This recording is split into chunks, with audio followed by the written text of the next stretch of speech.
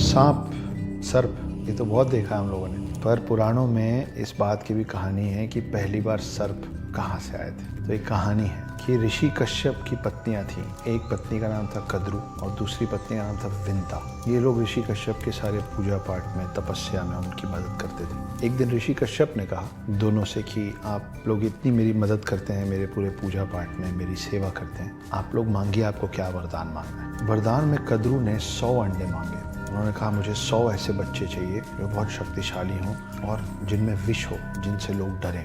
कश्यप ने तथास्तु कह दिया। कद्रु को मिले 100 अंडे। उन सबको अलग अलग पोटलियों में रख दिया गया सेकने के लिए, ताकि वो हैच हो सकें, वो फूट सकें समय आने पे। अब बारी थी विंता की। विंता ने बोला कि मुझे भले कम बच्चे दीजिए, लेकिन कद्रु के बच्चों से ज्यादा शक्तिशाली बच्चे चाहिए। ऋषि कश्यप ने बोला तथास्तु। उनको मिले 2 बड़े अंडे। उन 2 बड़े अंडों को भी रख दिया गया सेकने के लिए, ताकि जब वक्त आए तो उसमें से एक पूरा बच्चा निकले। ये जो 100 अंडे थे छोटे छोटे, ये एक एक करके फूटने लगे। जब उनका वक्त आया, उसमें से अलग अलग नाग निकलना चालू किए। उसी में से एक नाग है वासुकी, जो शिव जी के गर्दन पे होता है। शेष नाग और जितने भी बड़े प्रतापी नागों का नाम हमारे पुराणों में है, सब कद्रु के बच्चे हैं।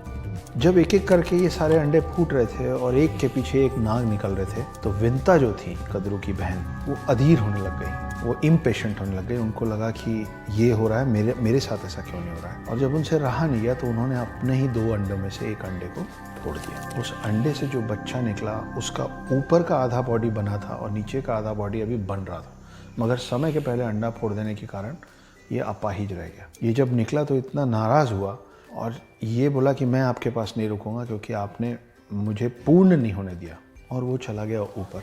अब विंता बहुत ही पेशेंटली इंतज़ार करने लग गए अपने दूसरे अंडे के फूटने का। जब दूसरा अंडा फूटा तो उसमें से जो चीज़ निकली वो था गरुण। गरुण कौन है? गरुण है विष्णु जी का वाहन। और जो गरुण का भाई था, जो पहले ही ऊपर जा चुका था, जिसका नीचे का शरीर नहीं है, उनका नाम है अरुण। आज की डेट में अरुण कौन है?